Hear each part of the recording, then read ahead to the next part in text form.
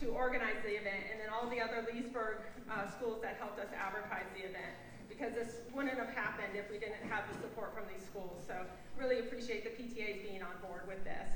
I also would like to thank the candidates for coming out. I also want to say thank you for running, something that I keep saying I would never do. So thank you. I think it's very important, but it's not my thing.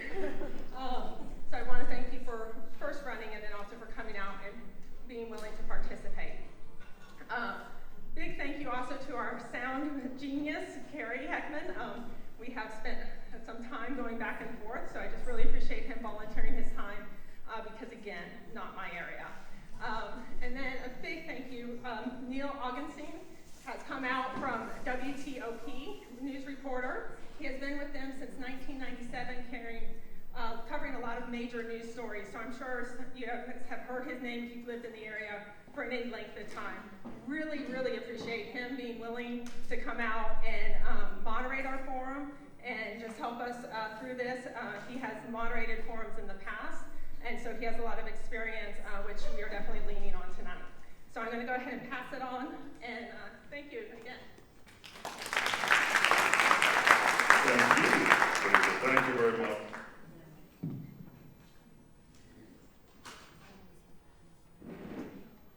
Hi, everybody.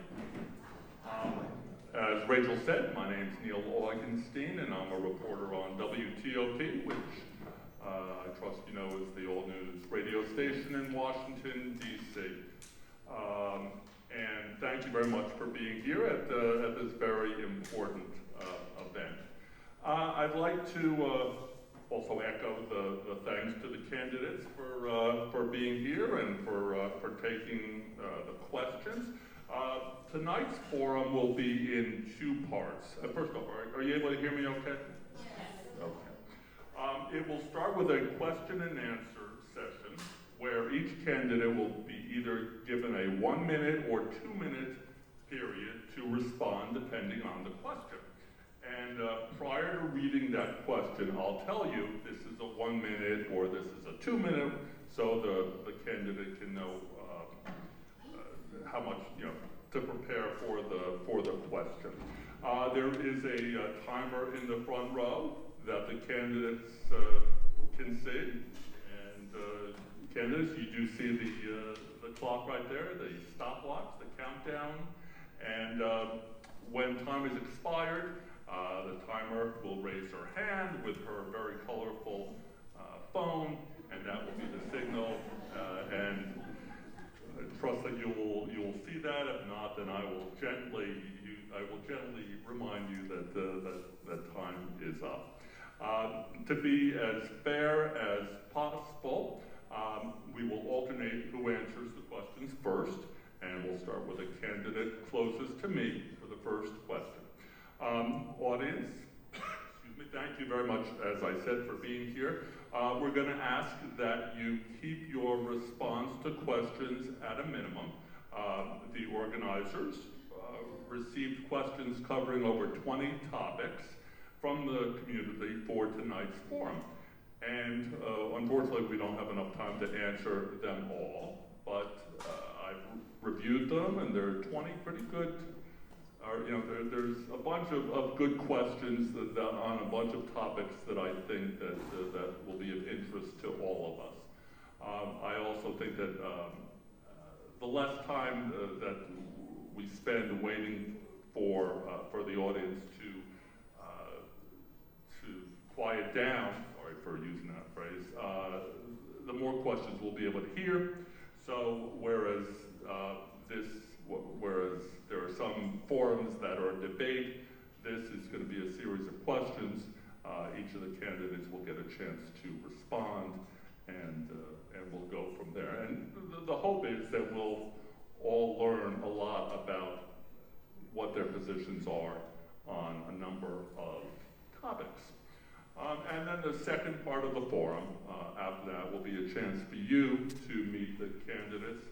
They'll be stationed at the front and the sides. They've got their campaign literature. I'm sure they'll be very happy to engage with you on questions that you may have about how, if they're elected, they might be able to improve your life and the life of your children. And I think we can all agree that that's why we are here tonight. So, with that, let us start with the first question. This is going to be a 2-minute question. Candidates, this is going to test your ability to manage your own time, because I'd like you to introduce yourself, and I'd also like you to segue into this question. What are you doing to prepare yourself to be able to hit the ground running as a school board rep? So this is going to be a 2-minute question. Please introduce yourself, and what are you doing to prepare yourself to be able to hit the ground running as a school board rep? And we'll begin with Erica.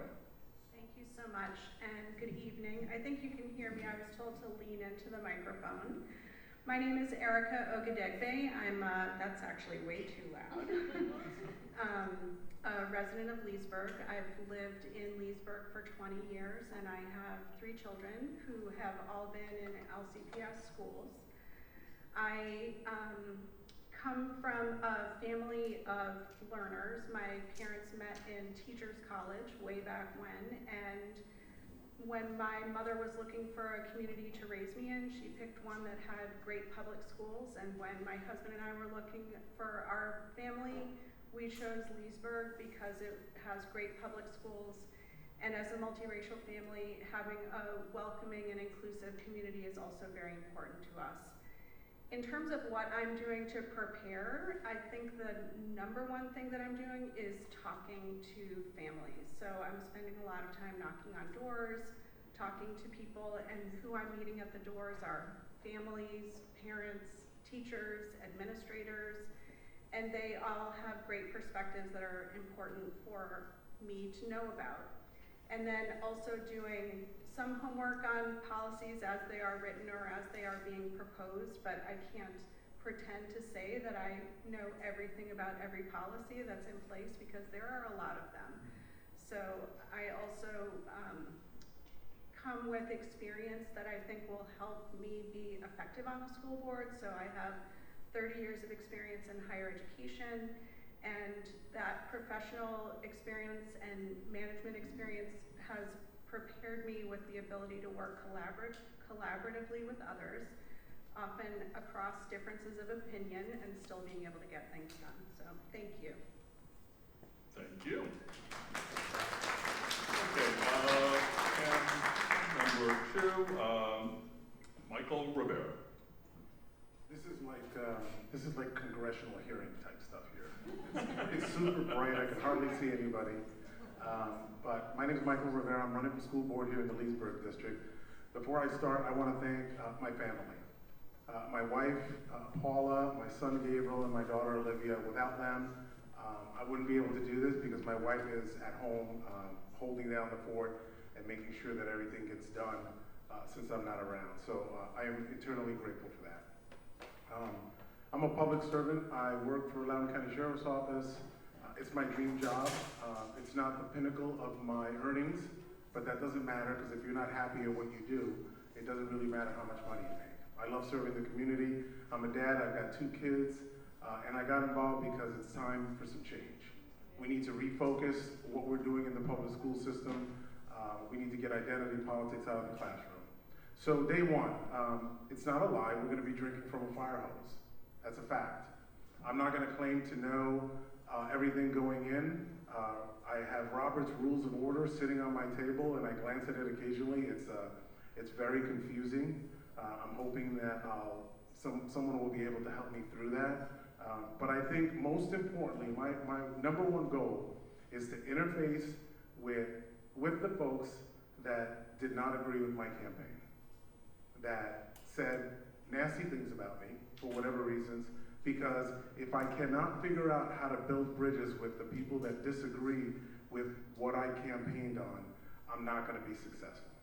And I'm hoping to engage those folks that helped me to get to the board, as well as people that were not my supporters, to build a coalition of parents and citizens to move us forward.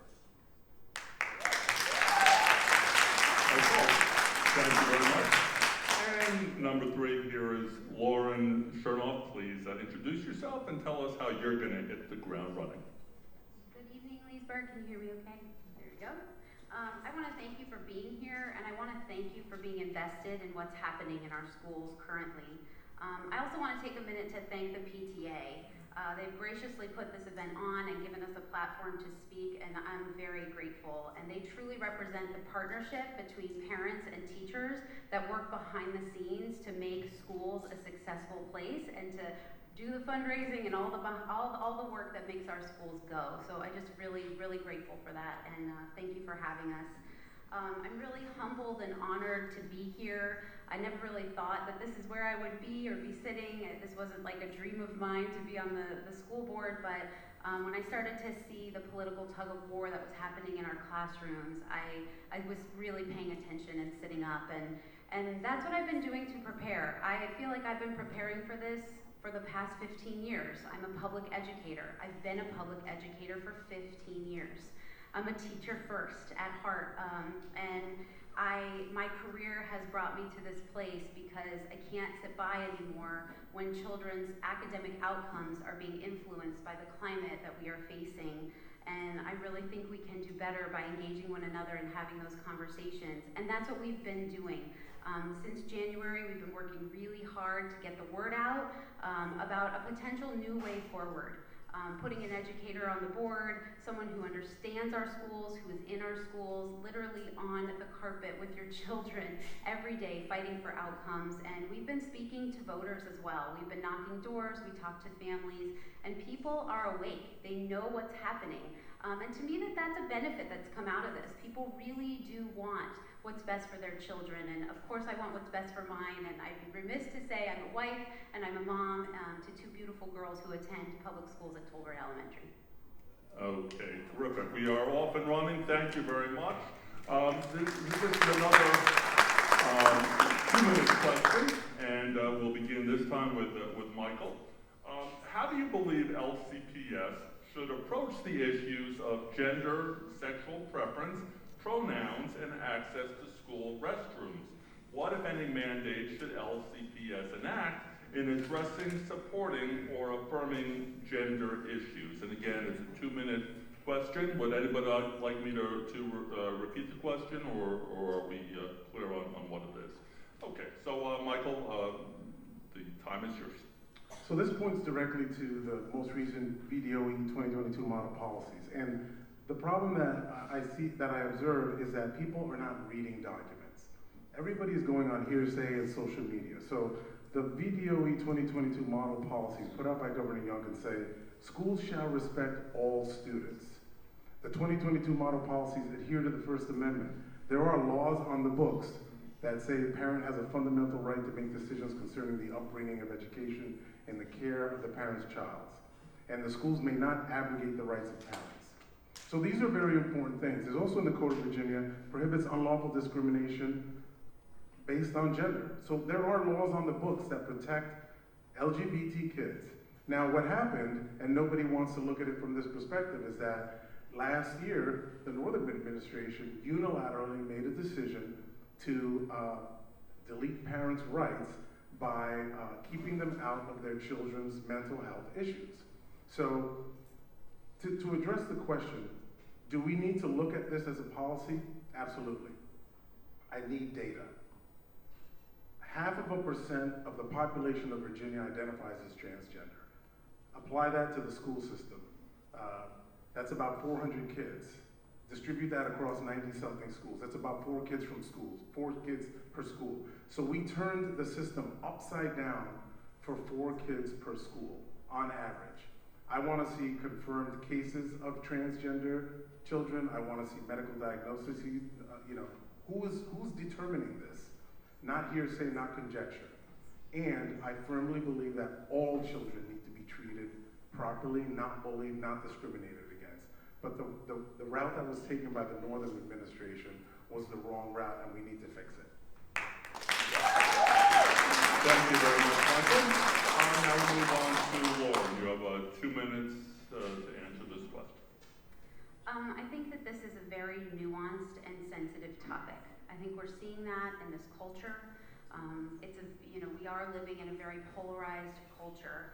And for me, I look to my educator lens, and for me, bottom line, hard stop, every child deserves to feel safe, protected, free from fear, from discrimination and hate in the schools. It's vital. It's vital to their learning. It's vital to their success, and it is vital to their well-being. And I think that when you think about children being able to learn, you need to take into account what they are experiencing and what they are going through. Now, as Michael has said, this is an ongoing, evolving situation. And as a leader, it's important to take in the information, not always have a gut reaction. And I understand there is a lot of emotion behind this. It is a charged issue. There's a lot of personal people that are being affected by this. And so that first reaction, we kind of need to cut through that. And right now we are in a time of transition. We don't know what's gonna happen at the state level yet. We are looking at what these model policies are gonna be. We are thinking about whether or not we have to be in compliance. And right now we're in a public comment period, which we've seen over 50,000 people have commented. So that's pretty significant. And we need to be making sure that we are looking at what's the state asking and how do we align, but how do we always keep in mind that kids need to be protected in school. And then the other layer of this for me is the parents, because if my children were going through this, I would want to know. I'm their legal guardian. And I think we have wonderful resources in our schools in place to navigate these conversations with parents and to make sure that kids feel safe at school and at home. We can do this together. Thank you very much. And now, Erica, your turn, 2 minutes to answer the question. So first I'll say that policy 8040 that is currently in place in LCPS was put in place to support and protect students who are really honestly vulnerable and marginalized. And yes, it is a small number of students, but all students need to feel welcome and safe in order to learn. And it is unfortunate, but there are some students who sharing that at home and sharing how they are identifying is not a safe situation. And we know statistically that there are, not just nationally, but locally, a higher proportion of LGBTQ youth who are unhoused and who die by suicide because of what they face when they do come out and they're in unsafe situations or in, not just at home, but also with other community members through bullying and other things and so forth. So I'm concerned with the policy as it's been proposed by Governor Youngkin. It is in current public comment period. There have been a lot of people who've expressed concern about the language, who've read that very carefully and are concerned about what is being proposed. I think it's also important to recognize that, these are our community members, these are our friends and our family. I grew up with a mom who is gay, and what I hear from folks is there's this sense of, deviance. It is 2022, the EEOC, iPads for federal school reporting, they've all added, non-binary sex as an option for reporting. So this is, thank you. Thank you very much. The next question is a 1-minute question, and we'll be starting with Lauren. So again, this is a 1-minute question that will be starting with Lauren. Some in the room believe that the current reading curriculum is not very good. What is your plan to drive policies to help the children who will not benefit from the new curriculum, such as those in current grades 2 through 7? How do you help the kids that are still passing, but either on the low end or who hate reading because they were never taught the basics like phonics properly? So, has everyone heard the question? Everyone logged in? Okay, so 1 minute, let's begin with Lauren. very unfair, I only get 1 minute for this. If you know my background, I'm an ELA, English Language Arts facilitator for the county. I am working as an integral part of this transition as we adopt a new curriculum that supports the science of reading. Through COVID and through evaluating the current curriculum that we use, we are seeing significant gaps, particularly with our English language learners who are at a 36% pass rate. And 50% for our students of special needs. Even though we're carrying the weight overall 80%, that to me that's just unacceptable. Teachers do so many things in their job. One thing that you may not know is just the varying levels that sit within a classroom, especially we're talking elementary right now, we're doing a K-5 overhaul. And teachers really have to know their students, they have to be in relationship with their students, they have to use data to drive their decisions, and for me, in 1 minute, it is just vitally important that this review happen, that it get rolled out with fidelity, and that teachers are supported as well as students of all ranges. And I could talk for 3 hours about it. Thank you. Thank you very much. You did a lot in that 1 minute. Good job. Okay, Erica, your turn with that question. Great, thank you so much. So I think there's been recognition that what we've had in place hasn't been working, and there's been a lot of discussion about students who haven't been prepared as they've progressed through their schooling. And at the same time that Loudon was evaluating a new path forward, the state also has been working on some revisions to the curriculum. So right now what's been challenging is it's a timing thing. We don't want to move forward fully with the county if the state does a different direction, and then you've got teachers moving one way and then having to change right away again. So there has been a phased approach for rolling out changes. I think the most important thing also is to make sure that as there are schools that are adopting new practices, to see what's working and not working for the students, to help inform the rest of the rollout and take a very thoughtful approach for that rollout, and do whatever we can to speed that up. If things are going well, keep rolling out and get a new method for instruction. Thank you. Thank you, Erica.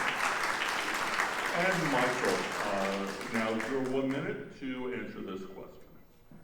So I would never claim to be a literacy educator, and I would hope that Lauren would assist me in figuring all this out. But there's some basics of reading comprehension, phonics, word recognition, fluency comprehension. What concerns me more is that just recently we went through stats at a board meeting, and we continuously compare LCPS to other schools.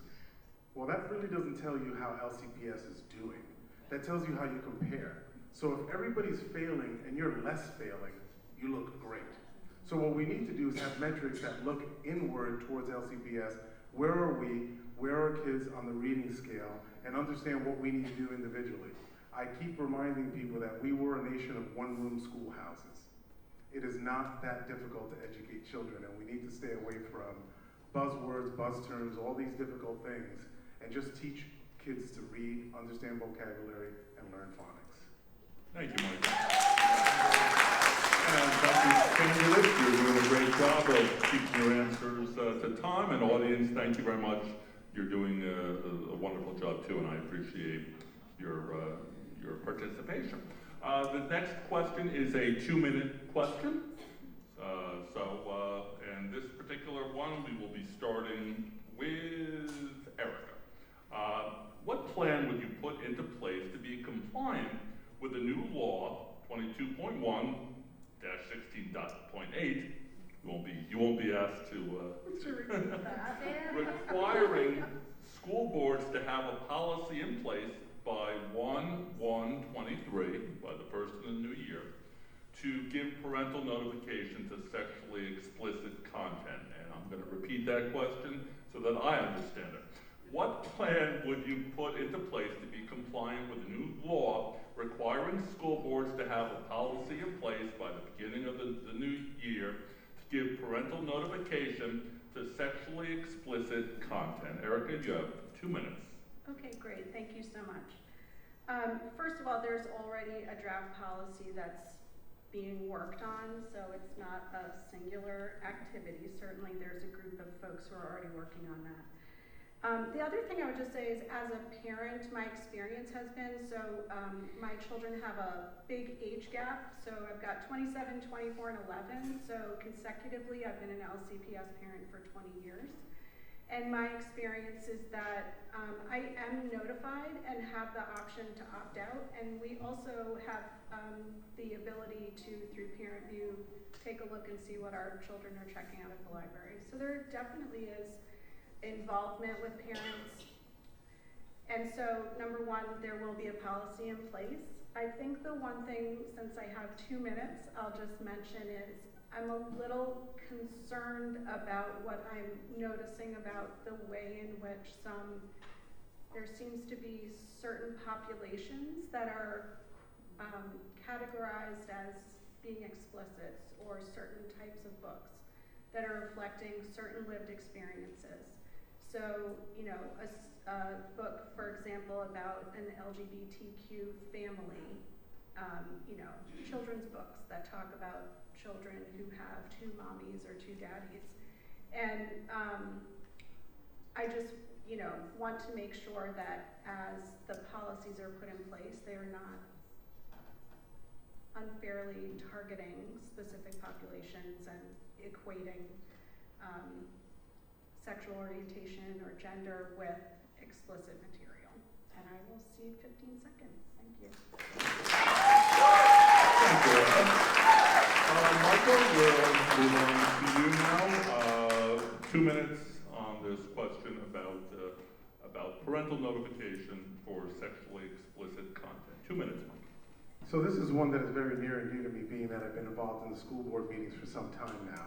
I attended a curriculum and instruction committee meeting where the administration is blowing a dog whistle and had a slide up there where they put 1984, Beloved by Toni Morrison, Homer, and some other books that nobody ever said they wanted to contest, and then Lawn Boy, all the way in the corner, just this one book. So the dog whistle is that there are parents that want to ban books.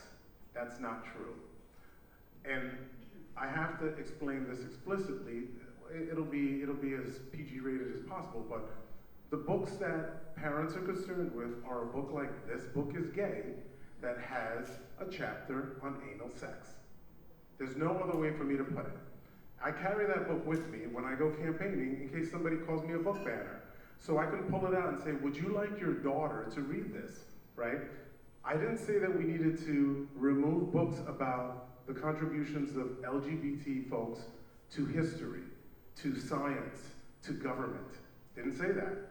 I said that I don't want a book, that I prefer that the public school system not fund a book specifically with how-to on anal sex in the Simpson Middle School Public Library, which is where it was sitting. So that is the issue. It's not a book banning issue, it's not a book burning issue. It's about where public tax dollars should be spent. And I dare anyone in the audience to explain to me how that topic has any academic relevance to a middle schooler.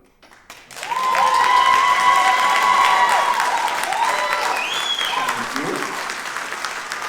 And now, Lauren, 2 minutes on this question. I have a copy of the policy right here. It's policy 5055. It's in the works, and in fact, the department that I work for, literacy, is definitely involved in some of the layers of this. And when I say layers, it is layers. We have multiple means of instructional materials in our classrooms. We have books that we use directly for instruction, for read-alouds, for different parts of assigned literature that kids are asked to read as part of the curriculum. That's one layer. Another layer is classroom libraries, book choice that kids have within the libraries of their classroom. A lot of that is driven by what type of reader they are, what kind of books they want to read, what makes them tick in terms of really wanting to dive into books. And those are available, and along with a guided choice from your teacher, usually.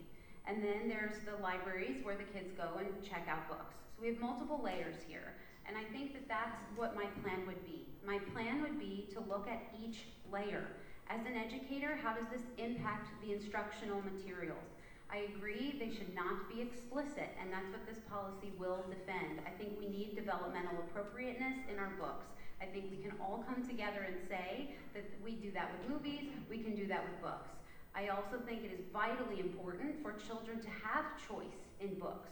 It is what develops a love of reading. It is what can be a gateway. You know, we say they're magic carpet rides. It's a window, it's a mirror. Children see themselves in literature. They learn new things about other cultures and other places and other people through literature, and it is deeply important to their learning. And so for me, as a board member, I would engage the stakeholders. I would engage the parents and make sure they understand how they can view those materials, and I would make sure that they can view those materials, how they can opt out, how teachers would know what is instructional and what is not, and make sure those lines are in place as well, and still offer student choice. Thank you. Okay, we're going to skip one question on our list now. We're going to go down to question 6, and this is a 2-minute question. And I guess that will mean that we will begin with Michael on this one. The question is, do you believe that LCPS teaches issues of race in a way that is informative and constructive?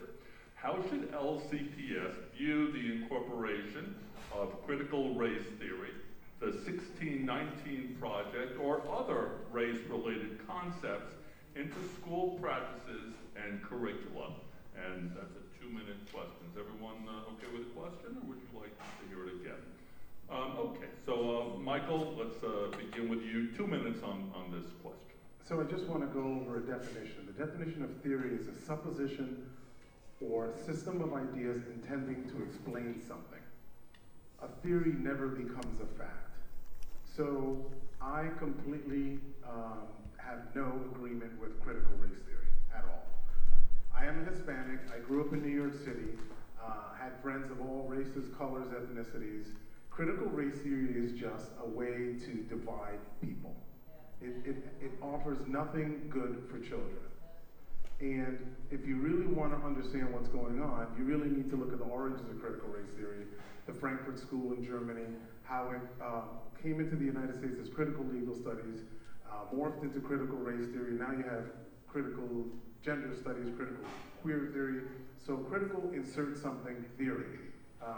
These things don't do anything for children. Children don't see color, they don't see race. They see friends, they see toys, they see fun. And so I don't agree with it. Now, that should not be misinterpreted. I think the contributions of all ethnicities need to be accurately recorded in history classes. And if we're not doing that now, which is probably true, we need to figure out how to get accurate, objective historians to put all of this into our history classes so that everyone is represented. I'm a firm believer that we are all Americans. I'm not a Hispanic American. I don't like hyphenated American terms. We are all Americans. We've all contributed to this great country, and we should all be represented, whether it's LGBT, whether it's Black, whether it's Hispanic, Asian, etc. But critical race theory brings nothing good to the table, and the 1619 Project is also a grifter project. And if you want to understand that, follow the money.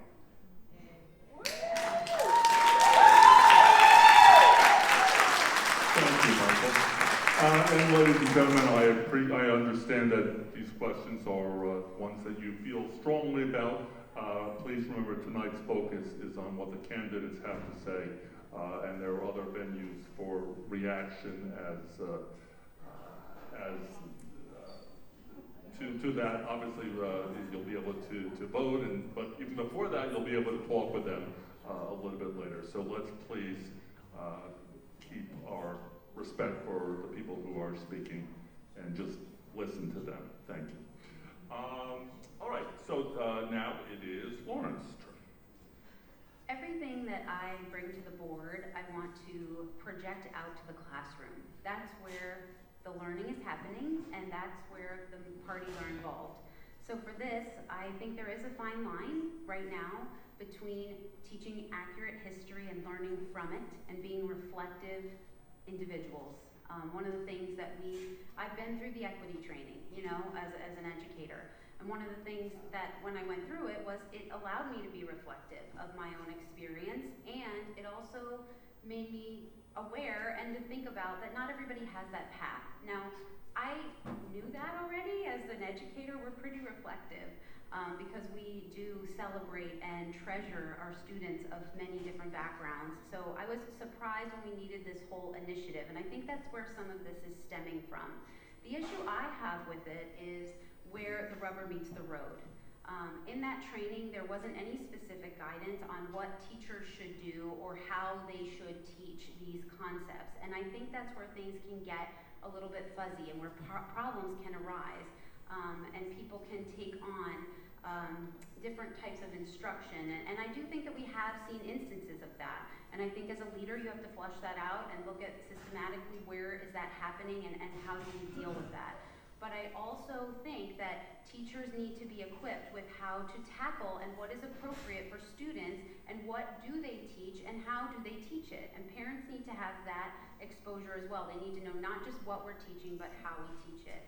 I think another thing that has trickled in is we are overly reliant in LCPS on outside vendors.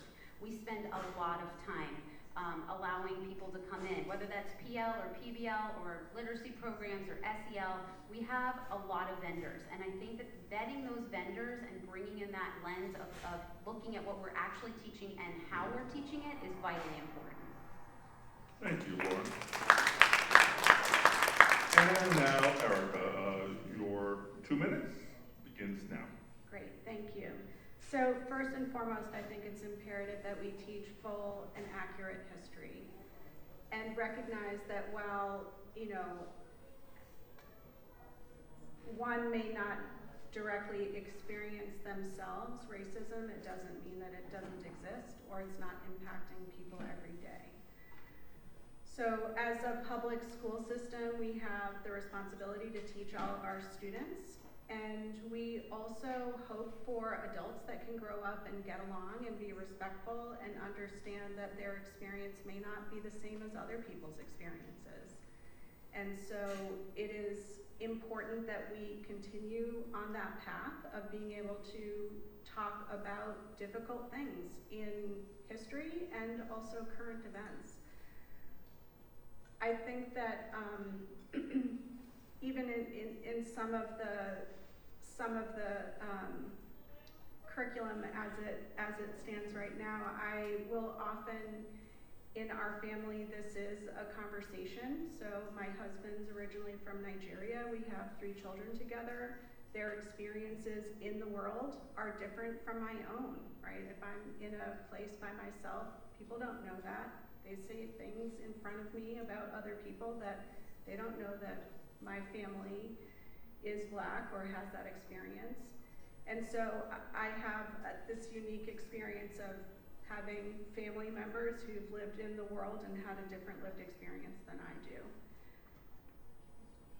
In, I think just a very recent example, so in 7th grade history, there's a conversation around the westward expansion. So I asked some probing questions about, did they talk about who was there before the expansion happened?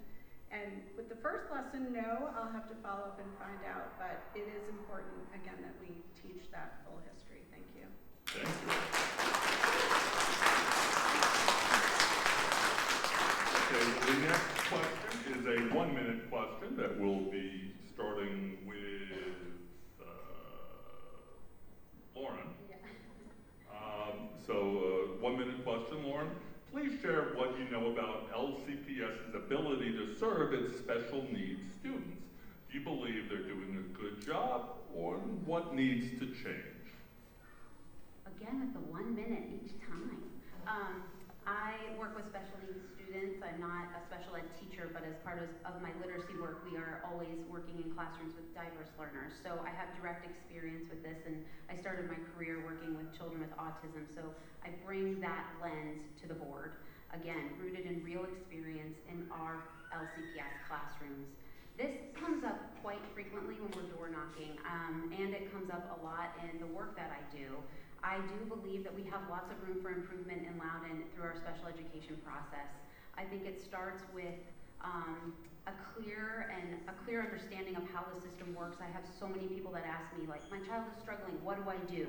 I think it's just knowledge is power, knowing how to get access to the resources that you need, how to access the child study program and how to go through evaluation and to get the resources that you need.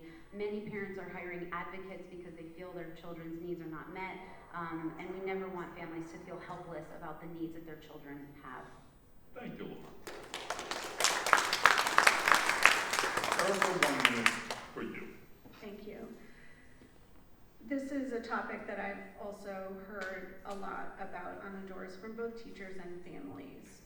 Teachers who felt like they could use more resources, additional teachers' aides, and families who have felt like the accommodations that they've received aren't necessarily always appropriate for the students' needs. So one example was they got extra time, but what they felt like their student really needed was some help in finding alternative ways to learn and remember content that wouldn't necessarily be remedied just with extra time. So I think that as we move forward into budget planning, good thing about coming in right away is you get to be part of the fall process, is to take a look and see how we are resourced across the county in terms of both staff and other resources that would help to augment this area for our students.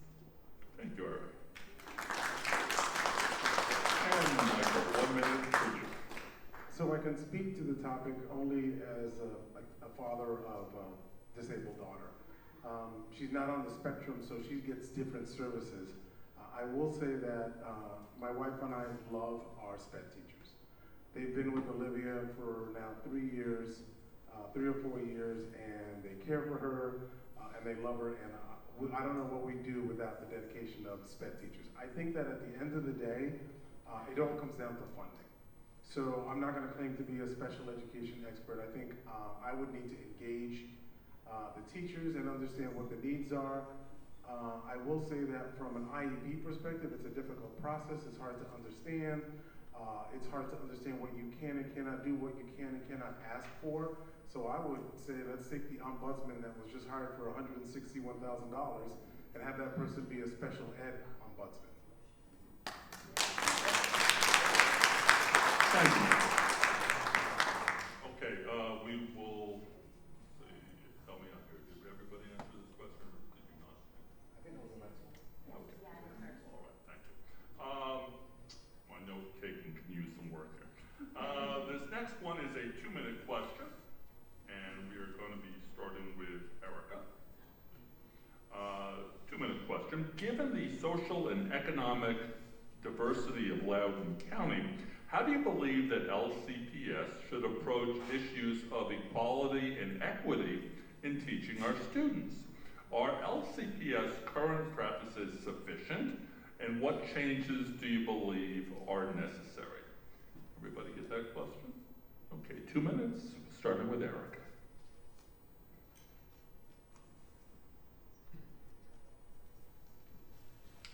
Sorry, okay. Lost a couple seconds there, but so this is very important, and going back to that equality versus equity, that the key piece with equity is that it's very important to understand specifically what each student's needs are and then provide resources and instruction and support that are meeting those needs. That means that, not every student needs the same type of instruction, not every school needs the same level of funding, and as we make decisions about how we are approaching funding, we need to think about that resourcing for schools and making sure that we're addressing any gaps.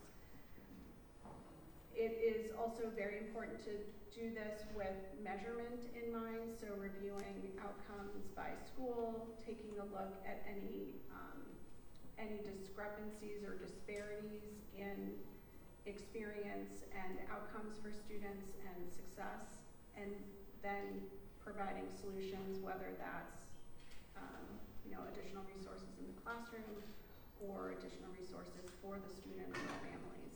I think the other thing in this is, with 34 seconds to go, it's important to recognize, and I think that we, or the school board has done a very good job, and the superintendent in particular, with the decision to address the facilities with Parkview, with looking at a rehaul for that school. I think it was shocking as a community member to kind of hear about how bad the facilities were there. And it's important that as a county school system, students get an excellent education regardless of which community they're in within our county. Thank you. Thank you. Michael, 2 minutes for you. So I think that equity has kind of taken on this cult status, and a lot of folks are buying into it. But if you talk to successful people, namely somebody like Ben Carson, Larry Elder, Barack Obama, Michelle Obama, Oprah Winfrey, and you ask people how they got to where they are today. They worked hard. They passed tests. They were part of a system of meritocracy where they excelled from others. Barack Obama is an excellent orator. He didn't just become that. He wasn't handed that. He wasn't promoted to the Senate just because he was black. He wasn't president 2 terms just because he was black, right? This notion that everyone has equal outcomes is a false notion, and it's not based in reality. I struggled in college. Nobody handed me anything. I worked as hard as I could to keep up with other kids so that I can get a degree, right? And that's what I teach my kids. You work hard, you pass tests, you do better than someone else, you get more rewards. When I'm on the gurney, going into heart surgery, and somebody says, which doctor do you want? Do you want the doctor that got into medical school because they were of color or they were a minority? Or do you want the best heart surgeon in the room? I don't care what color, race, ethnicity, gender, sexual orientation that heart surgeon is. I want the one that excelled on the MCATs and graduated top of their class. That's what we're talking about.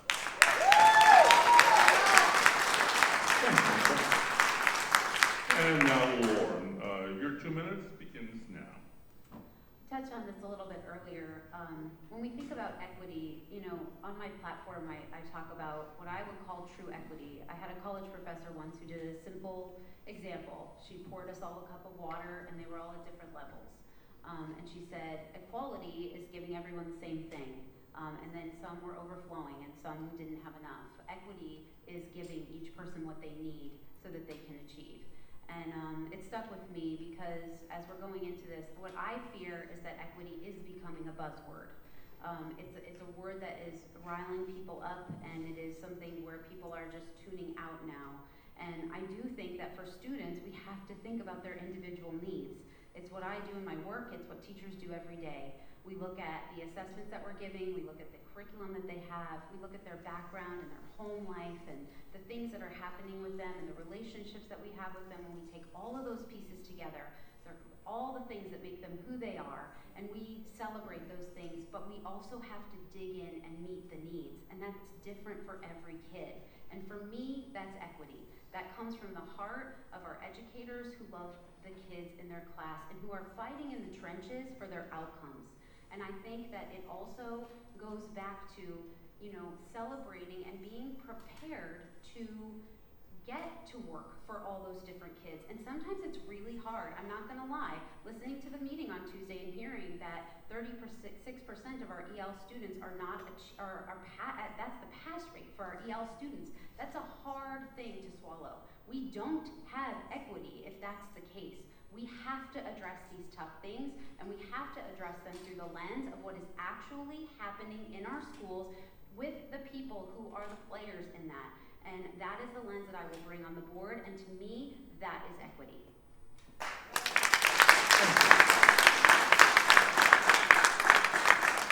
The next question will be a 1-minute question, and we'll be starting with Michael.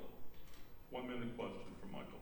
What rights and authority should LCPS parents and guardians have over the education of their children? And I'm going to repeat that. What rights and authority should LCPS parents and guardians have over the education of their children. 1 minute, Michael. So I go back to the Code of Virginia 1-240.1. Provides that a parent has the fundamental right to make decisions concerning the upbringing, education, and care of the parent's child. Schools may not abrogate the rights of parents. That's not conjecture, that's not hearsay, that's the Code of Virginia. We are one of several states that actually has that in the Virginia Constitution, parents' rights. Some states don't have that. You can imagine the battle that they're going through. I am adamant that schools don't know better for your child than you do as a parent. Now, that doesn't say that parents can come into classrooms and tell teachers how to teach, because they are professionals. They went to school, they know how to teach. But when it comes to content and ideologies and political identities and things like that, parents absolutely have the right to not want that for their children. And Lauren, 1 minute for you. 15 years ago when I started teaching, it was all about the partnership. The partnership between the parents, the students, and the teachers. This is how you have a successful learning environment. It was encouraged by us to engage parents, to get them to come in, to come alongside of that learning. I still hold to that today. My fear is that in this climate we're trying to augment one or the other, and you know when you have a partnership, if that is happening, that it is going to be out of balance. And to me, it is the students who will pay the price. So yes, teachers need to be respected for what they do. We work hard, we study hard, most of us have our master's degrees in education, and we are continuing our learning day by day.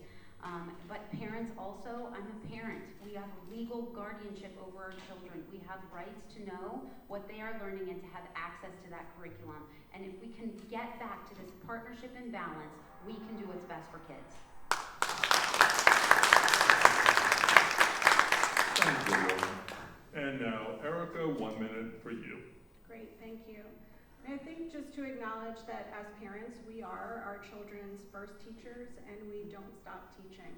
I have grown children, and sometimes I try to remind myself that they are grown and they don't necessarily need that instruction, and yet there I am providing advice and guidance.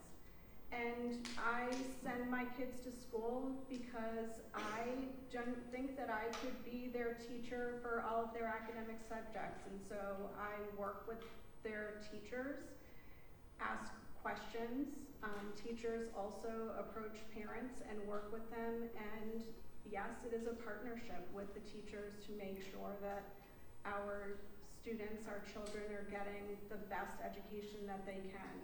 As a parent, you advocate for your student, you work with the teachers to make sure that they are learning. If there are questions, I've found all of the teachers to always be very receptive. That's it. Thank you. Thank you.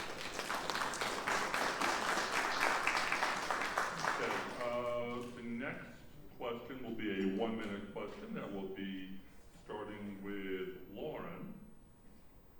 Lauren, how do you believe LCPS should attract, recruit, and retain the best teachers, administrators, and other staff to teach our children? 1 minute, Lauren.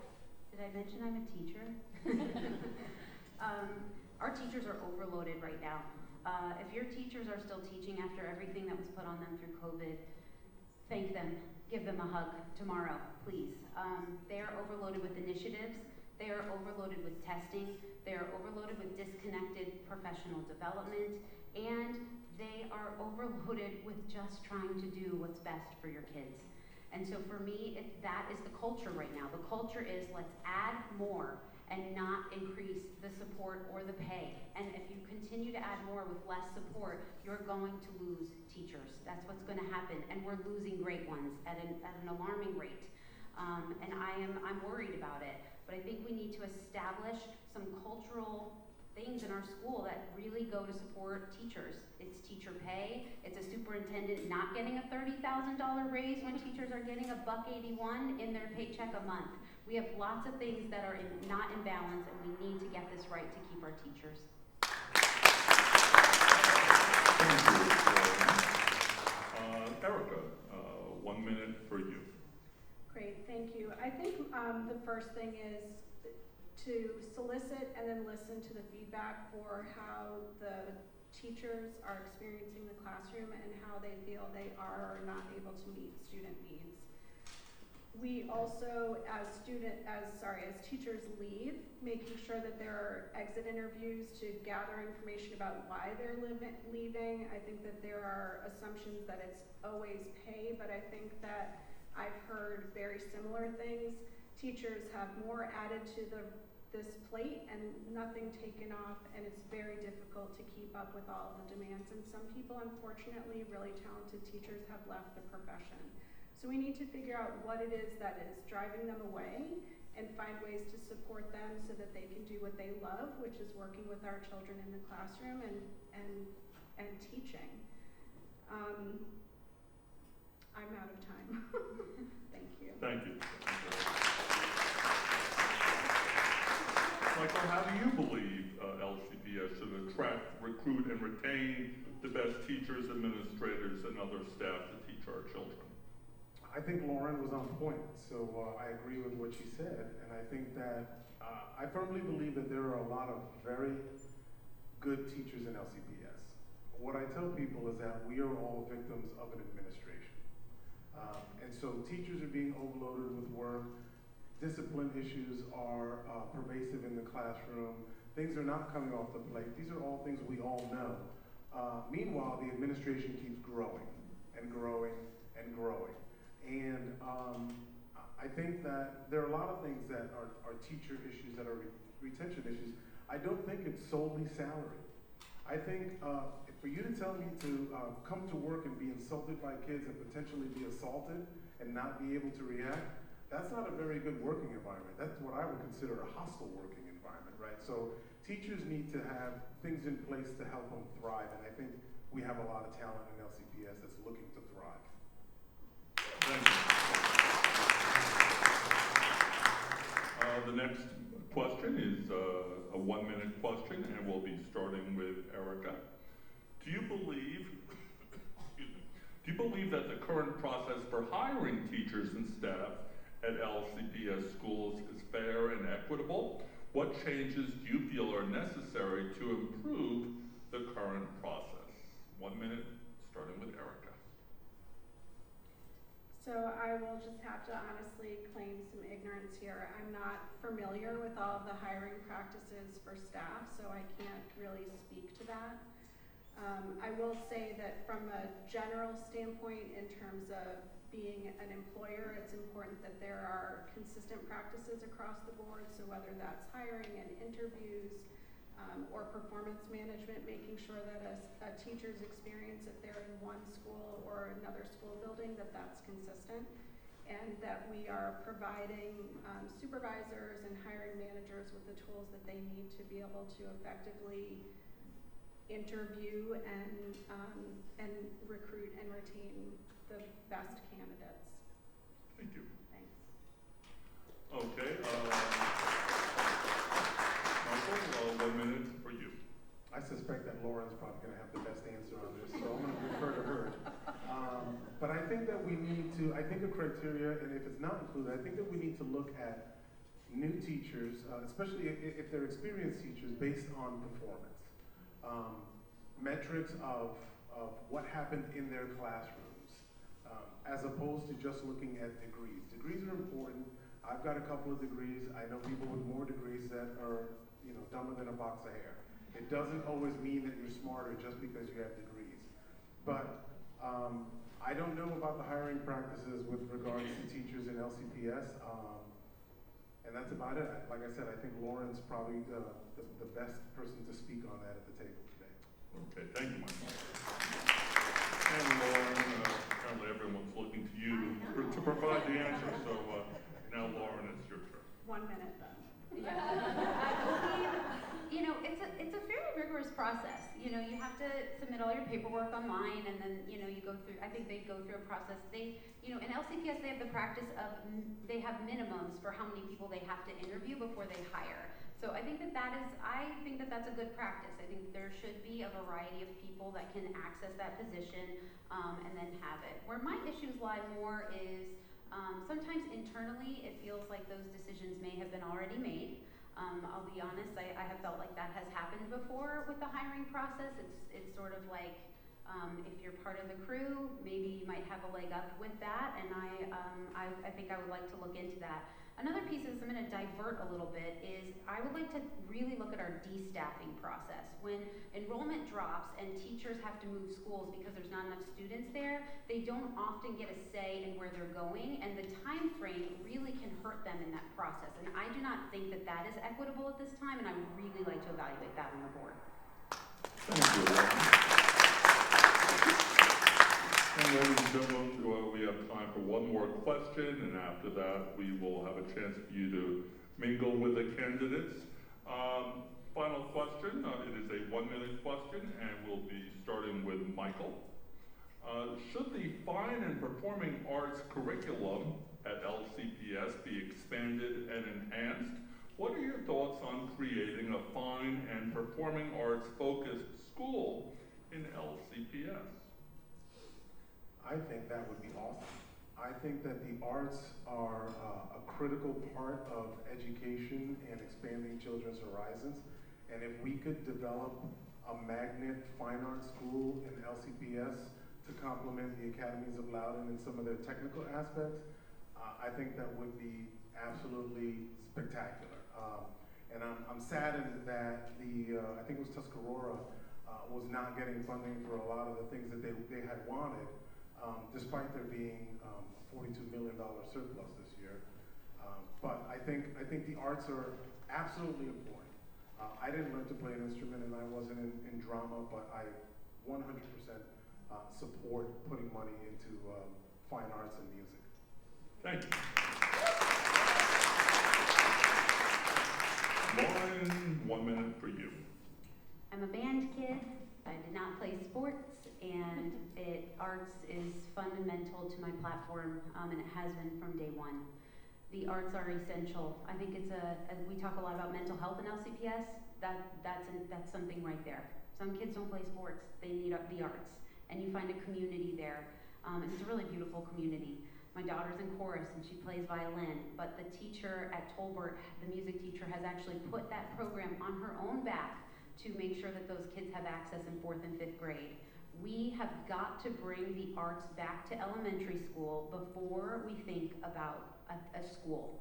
I think that just leadership-wise, there's a lot involved with thinking about a school, and I think it's an awesome idea too, and I want all the things within a $1.6 billion budget. I hope we can have them, but to me, it starts in elementary. We took that away. I want to see that come back. That's where you really start to develop those skills and start to find sort of your lane and your passion, and I think it's essential that we bring that back. Thank you. What are your thoughts on this particular question? I was also a band kid and a drama kid, and it was some of the best fun. It's a great opportunity to build confidence. Doing theater in high school and improv class was some of the most fun. And it's a great opportunity for students. I do support the expansion of music and fine arts, and I think that it would be well worth our time to look at what it would take to provide that opportunity for a focused school in the high school age range. Yeah. Thank you, Erica. Ladies and gentlemen, thank you very much for your participation and your respect for the candidates. And of course, candidates, thank you so much for your participation. I'd like to turn it back to our host, please.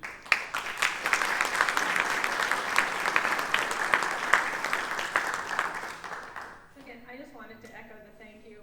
My worst fears tonight were not realized. I did not call the police department, so thank you so much for the respect that you gave us, all the candidates, for cheering appropriately. And thank you so much for coming out. I was remiss to thank Smarts Middle School in allowing us to come here. There was a couple of schools who did not. Thank you for opening up your school and the tech staff helping us out. So I'm going to invite the candidates to go down to their tables. If you guys have other questions you want to meet them, or you've now decided you want to support them, I think they all have their yard signs and everything, so feel free to mingle around and ask your questions. Thank you.